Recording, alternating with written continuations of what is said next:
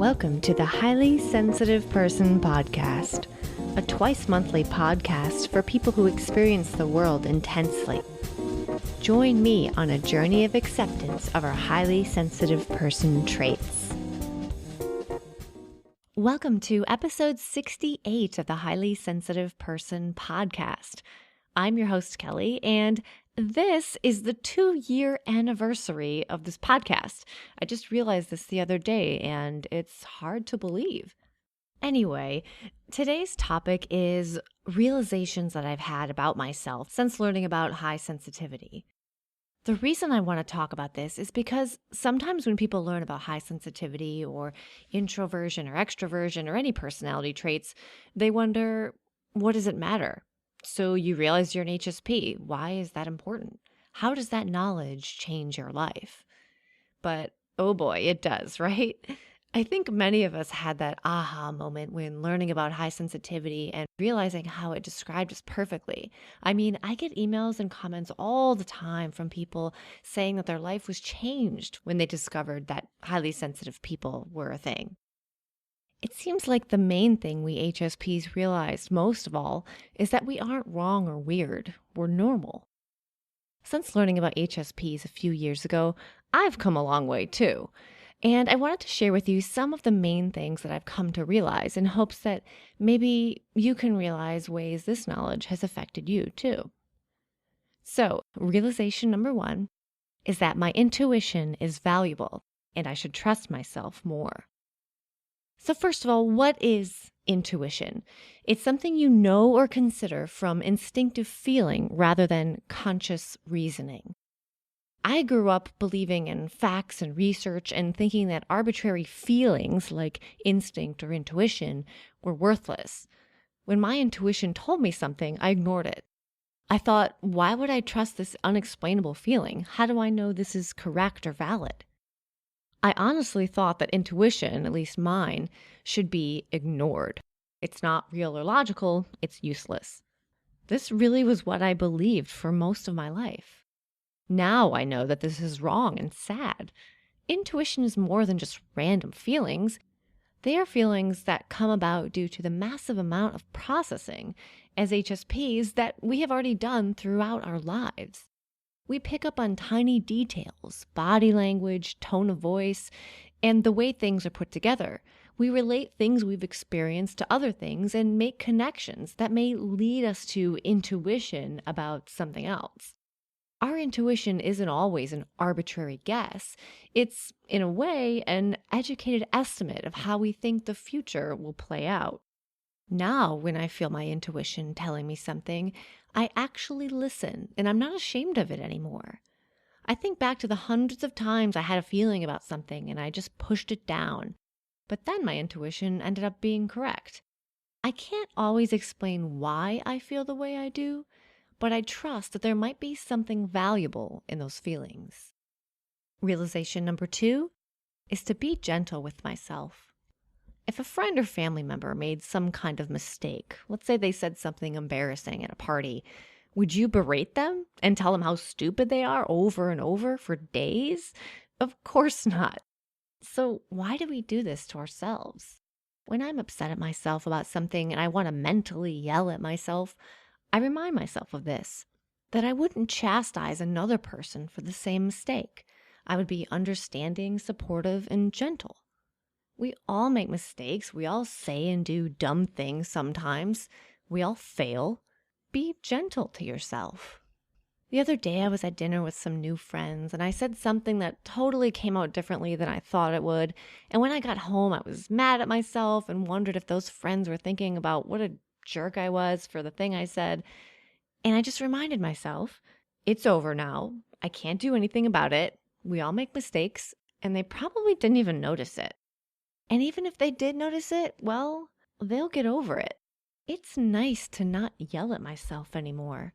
I think I knew deep down all those years that it was wrong, but I felt like I should punish myself when I screwed up or failed because I have such high standards for myself. But now I know that I can still have these high standards and realize that tearing myself down doesn't accomplish anything. Realization number 3 is being more open-minded to the experience of others. Learning about high sensitivity and also depression, anxiety, and mental illness has made me so much more open-minded to the challenges that everyone in the world is experiencing. I'm not saying that high sensitivity has anything to do with mental illness, but I'm just saying that learning more about the inner world of different people.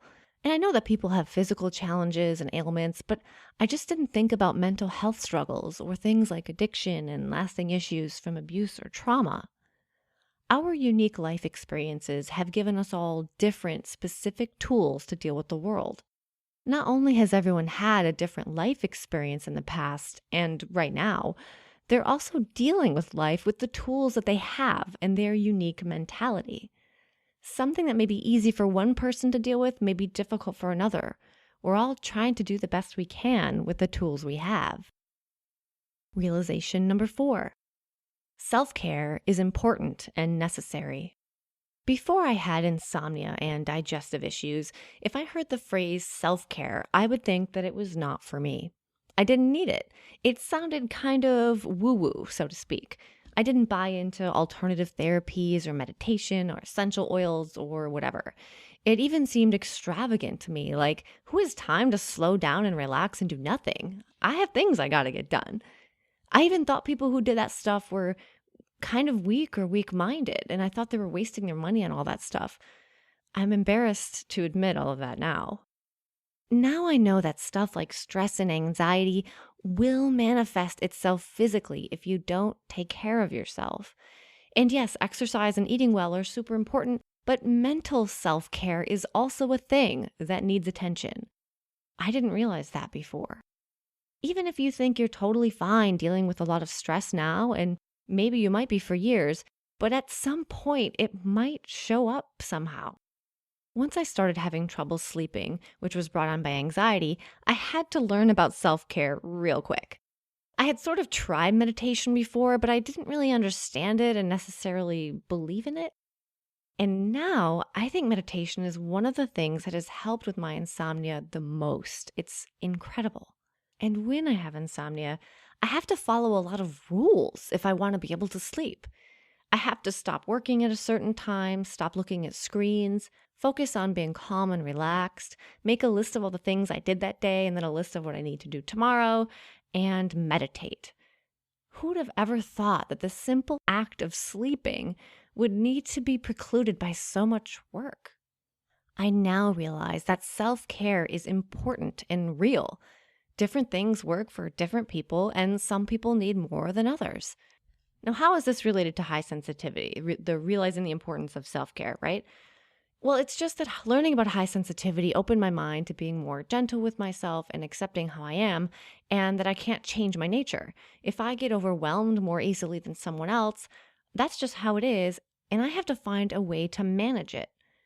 If some kind of therapy or meditation makes you feel better, then it's important and worthwhile, and you have to find a way to keep doing it and make it a part of your life. Realization number 5 is realizing strengths I didn't know I had and valuing them. I already talked about how I ignored my intuition for most of my life, and I now realize that it can be a helpful tool. There are also other things I ignored and thought were useless about myself that I've started to pay more attention to and now value a bit more. I was so hard on myself before that I wouldn't let myself believe that I had many strengths. I'm not going to sit here and list my strengths because that seems kind of obnoxious, but I know that I've improved some of my soft skills a lot. I'll give one specific example. I've actively worked on getting better at offering people condolences, and I talked about this in episode 48 of the show. I was terrible at responding to situations when someone told me something bad happened in their life. I just never knew what to say, and I ended up saying things that were really not helpful. So I did a little research. I almost studied it because I wanted to get better at it. And I'm so happy that I did. And I'm really happy that I have these stronger skills now. I used to always be afraid to ever say that I was good at something. And this doesn't necessarily have to do with high sensitivity. It might just be more about how I was raised, that it's a really, really bad thing to ever brag about yourself. But I've gained a lot of confidence. And sometimes I'm not afraid to say that I'm good at something.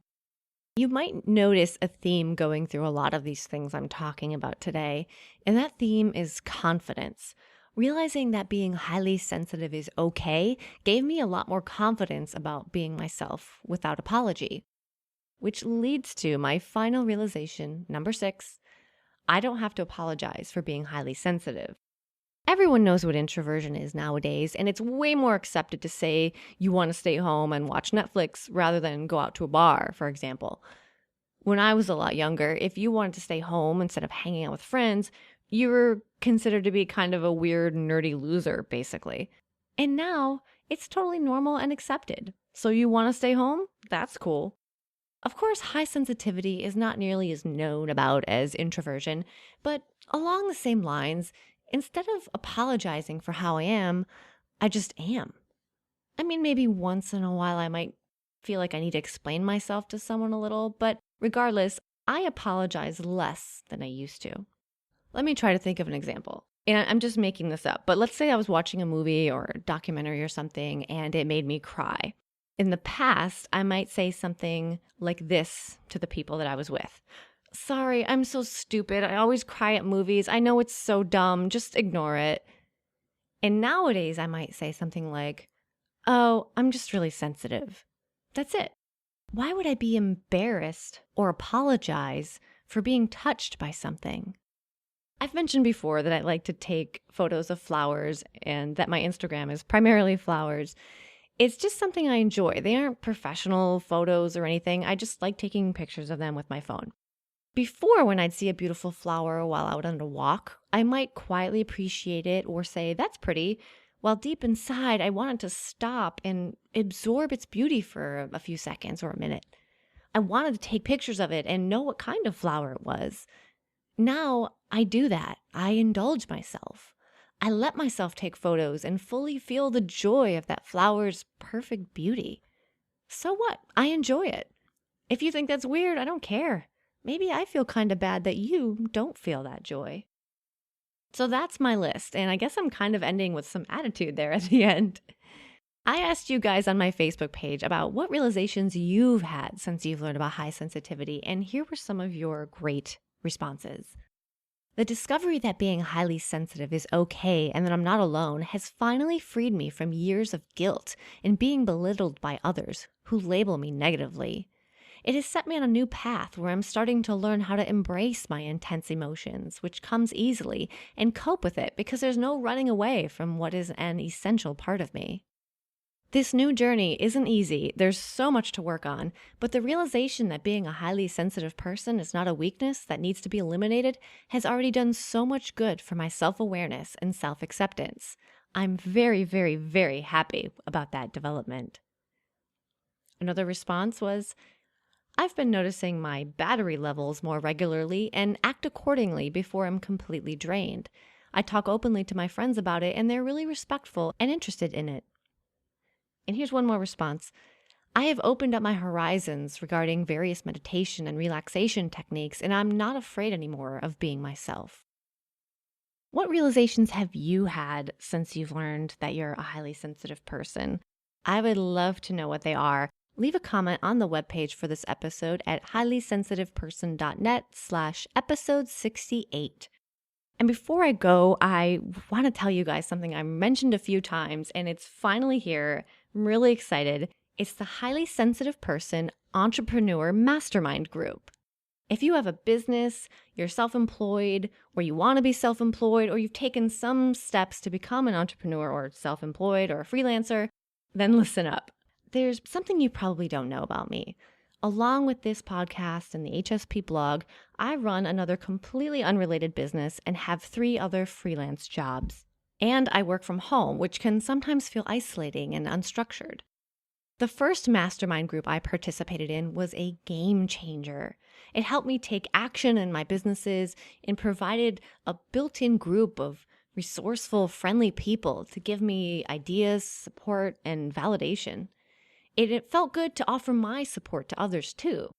I love that it forced me to stop procrastinating and make myself accountable. So that's why I'm happy to introduce the HSP Entrepreneur Mastermind group.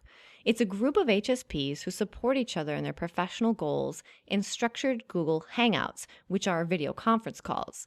They'll all be facilitated by me once a week for 8 weeks. Here's some more benefits of being in a mastermind that I've discovered. You virtually meet like-minded people who listen to you and want you to succeed. You make new connections and build camaraderie with other HSPs who understand the challenges and benefits of our trait. You get feedback and opinions from different points of view, and you'll benefit from people who have different business experience than you and share your experience with them too. Each call is 70 minutes long and follows a structured format, so everyone gets individual attention. The groups are limited to just 5 or 6 members each. Members will be handpicked to ensure that everyone has complementary skills and experience to offer and enrich the group. The composition of the group is really important to me. I may even split folks into more than one group depending on experience and interest areas. There are a lot more details, and I won't list everything here, but please go to ahighly-sensitiveperson.net/mastermind to learn more and to fill out the form to express your interest in participating in this group.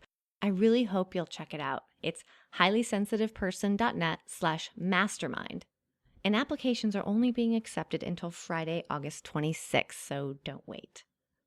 Lastly, before I go, I want to give a big thank you to the newest patron of the show, David Wilson. Thank you so much for your generous support in making this show possible. If anyone out there is listening, you'd like to support the show financially, please go to patreon.com/HSP. Thank you again, David. That's it, folks. I hope you enjoyed this episode. Leave me a comment at the show notes at highly-sensitiveperson.net/episode 68. And hopefully I'll receive a bunch of your applications for the mastermind. See you later.